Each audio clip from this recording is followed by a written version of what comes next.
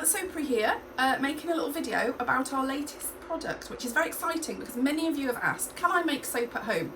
And the answer is yes, but it's quite complicated and can be quite dangerous. So what we've done is we've made a new product where you can buy a melt and pour soap made naturally in our soap kitchens that you can just melt and pour and put in whatever you like and make your own concoctions of loveliness.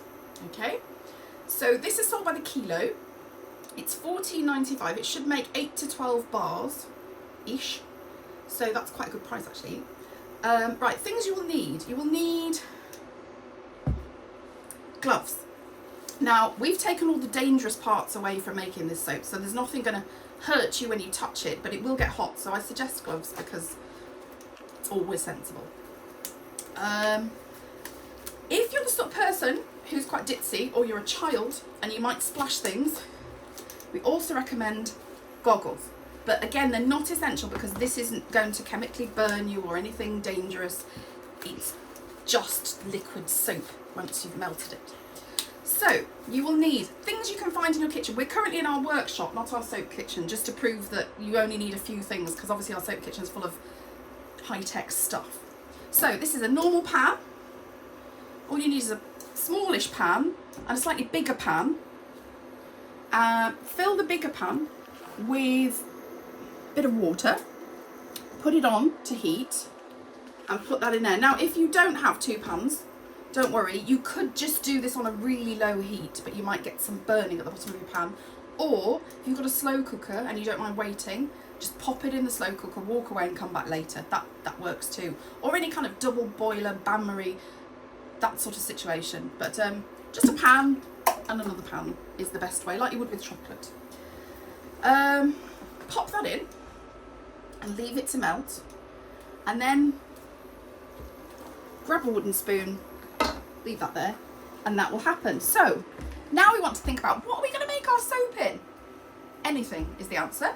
Anything you like. If you've got a lot of plastic tubs lying around the house that you feel you want to repurpose because they're quite good, they've still got a bit of life in them left, grab one of those, use that, fill it up, let it set, chop it up. You've got yourself a really good little soap mould there that'll fit about 1 kilo. Or if you've got something silicone-y, they're amazing because you can just pop your soap bars out when they've hardened and they're just really easy to use. So if you've got this as a muffin tray, they're really, really good. You could also use paper cups. We've tried that. Wouldn't fill them all the way, but I would fill them some of the way.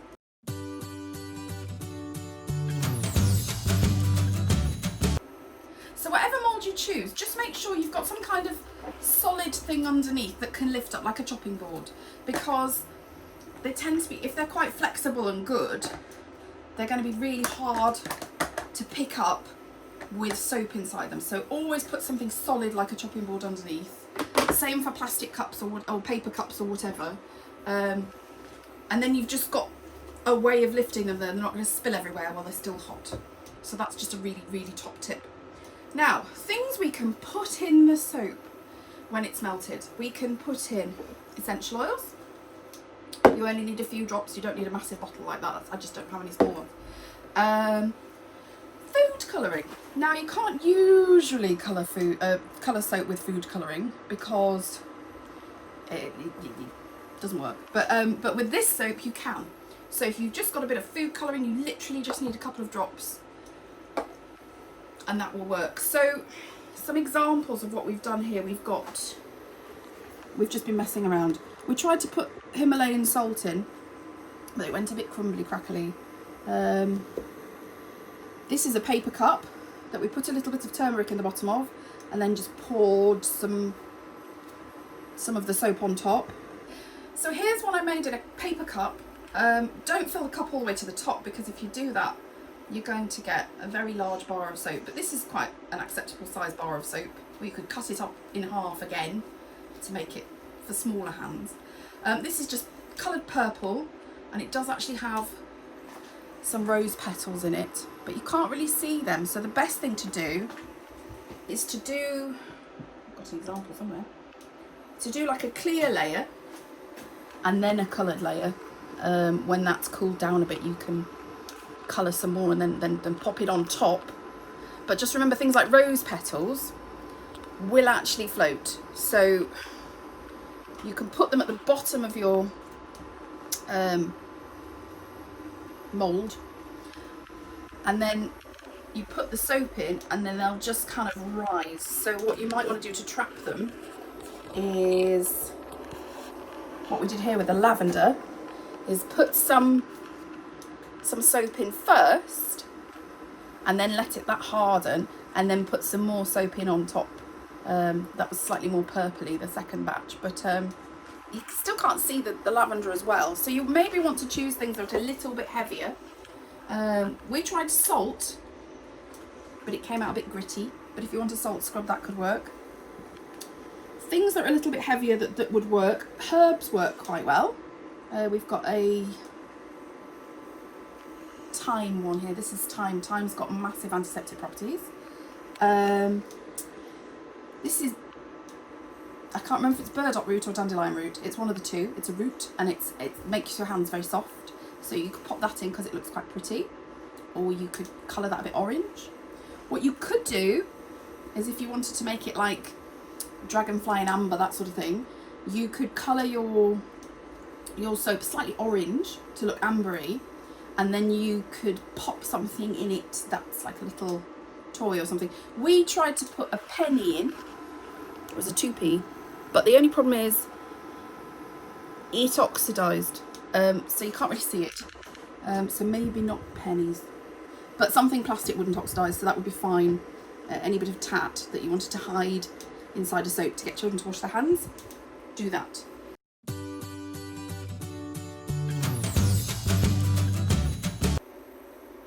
So this is still melting. It's going to take a while because we want to do it slowly, we don't want to burn it.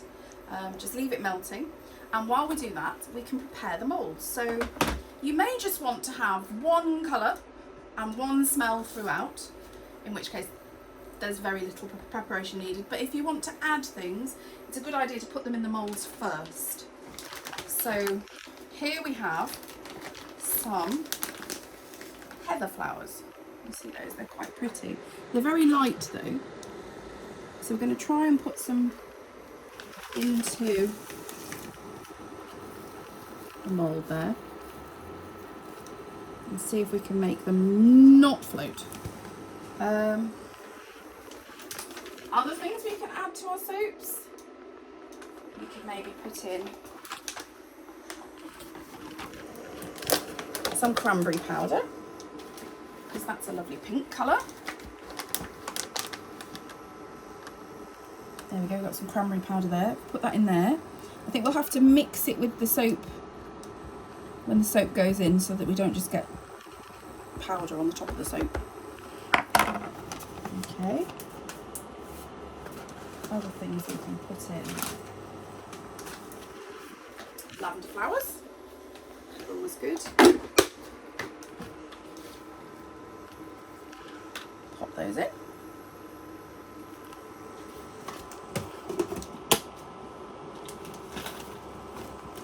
And my favourite, rose petals. Now you could use a bit of turmeric either in your mould or in your soap mixed in to give it a yellow colour, a natural yellow colour, or some spirulina for a natural green colour, or beetroot powder, or charcoal if you wanted to go black and you're not comfortable with food colouring. There's lots and lots of natural colours that you can use that sometimes wouldn't work in a normal soap, but in this soap you can actually use most natural colours and they won't change colour during the saponification process, because we've already done that process. This is just melt and pour. Okay. Hello. So we're halfway through the melting phase, and if you have a look, we've got quite a lot of liquid soap there, and then we've still got some solid soap. So we literally just want to gently keep stirring it, because that'll get it melting more evenly, and just keep stirring until you've got no solid soap left. And while you're doing that, just have a think about what you want your soaps to look like and smell like. So any particular colours you fancy, any particular ingredients you're looking to try, and most importantly, what fragrance do you want? Do you want a natural fragrance? Do you want to use essential oils? Or do you want something a bit more spiky? So maybe some of the fragrance oils that you can get in your local health food shop or wherever. So just think about that. We're just using peppermint today because we're in a pepperminty mood. But just whatever you want yours to smell like, whatever your favourite smell is, or your children's favourite smell is. Quite a popular one for children is banana or strawberry or something like that. So just give it a thought. Do I want my ingredients to be natural? Does that matter less? Have a think about that. And then keep stirring.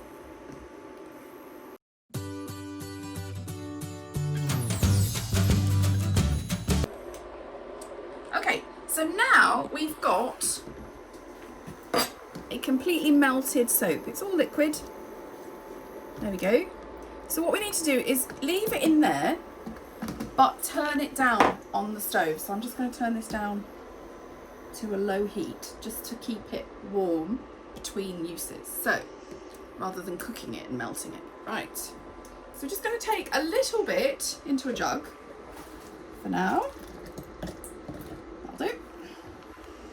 And just add a couple of drops. If you want it unperfumed, miss this out. Just add a couple of drops of this. Oh, that was too many. Of the essential oil that you're after there, and give it a little bit of a stir. If you want colour at this point, then add a couple of drops of colour, or half a teaspoon of spirulina or turmeric or something like that. But for now, we're just going to keep this clear. And I did put too much essential oil in because it sticks. So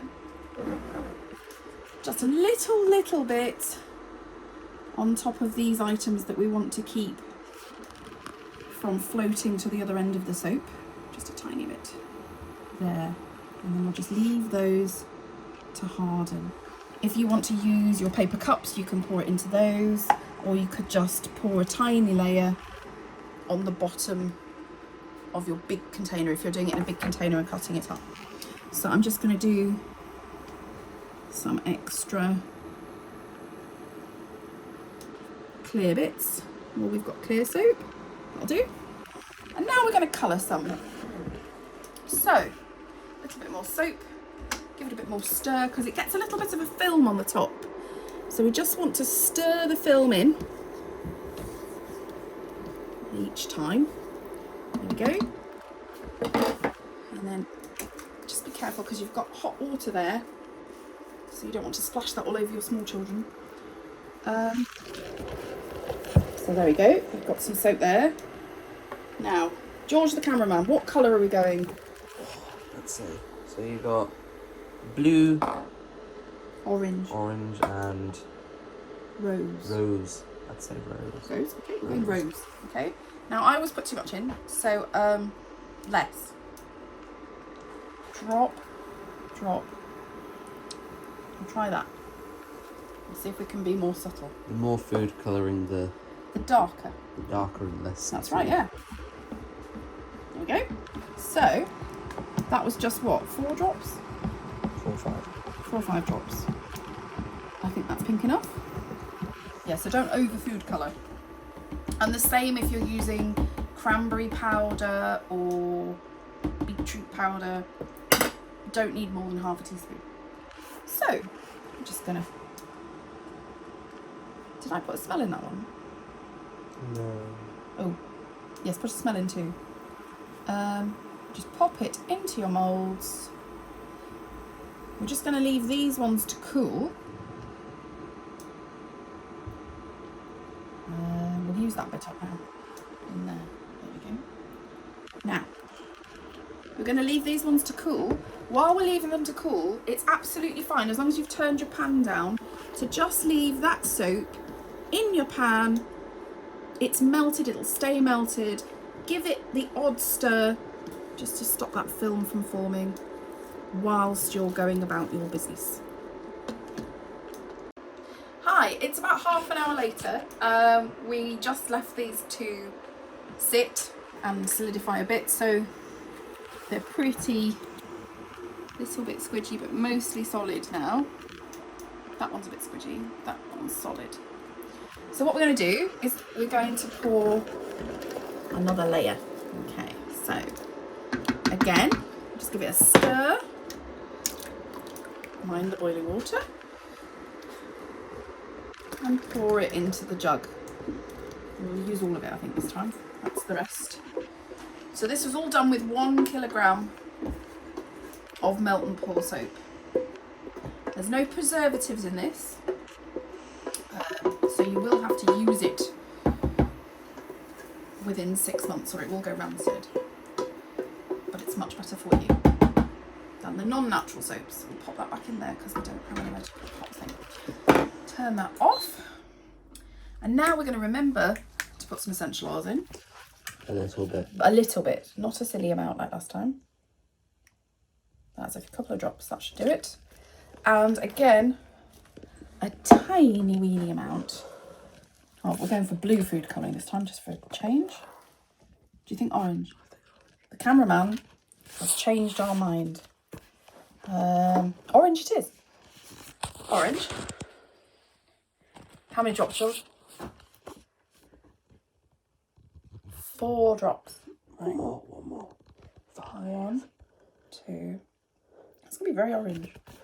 Yeah. 3. You want it very orange? Oh, that was 3, 4, 5. Once I caught a fish alive. There we go. Has it gone? Oh, it was a bit orange to start with. It's not really stirring in very well, is it? No. Give it more of a stir. There it goes. There it goes. Now we've got orange soap. So, It's a contrast. it's contrast. Okay. So pop some on there. Pour. Pour. Should have put some orange essential oil in this one. Oh, and you'll get this bit now where it's starting to cool and you'll get solid bits. They will float, so they will go to the bottom of your soap. Right. Tra-la-la-la-la. Bit more in there. And there we have almost 12 soaps from a kilo of melt and pour. I can't do the maths. What's 14.95 divided by 12? Cheap soaps made at home by you and your children with whatever you want in them. Whatever you want. It's a great quarantine task. It is a great quarantine task, says my son, who is bored with online schooling and would much rather make soaps. Yes, so we'll leave those for another hour or so to sit in the mould and cool down until you shake them and they don't wobble at all. There's no wobble in the middle because the middle's the bit that takes the longest to harden. And then we'll come back and do the final stage of taking them out of the mould.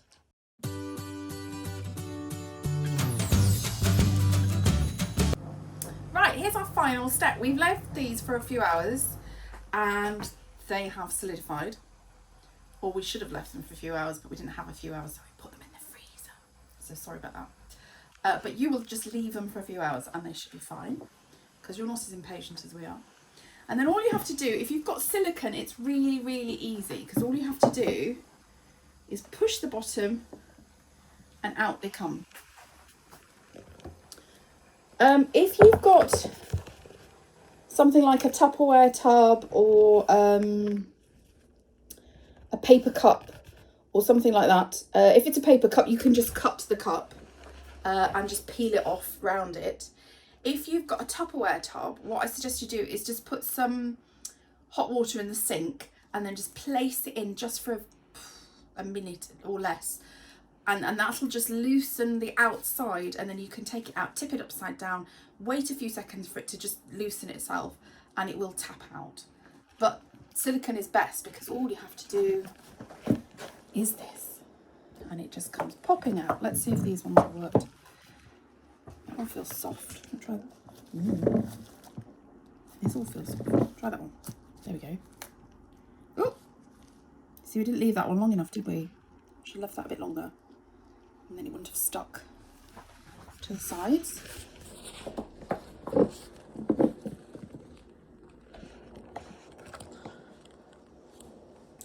There's one here.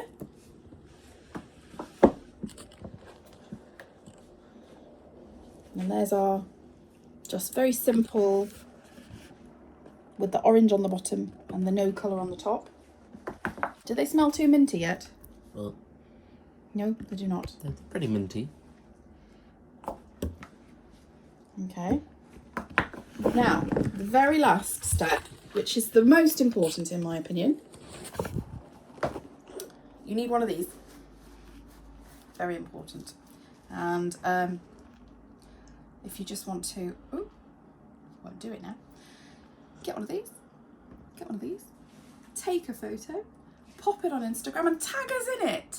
Because we would love to see what you make. But most importantly, have fun. And keep washing your hands.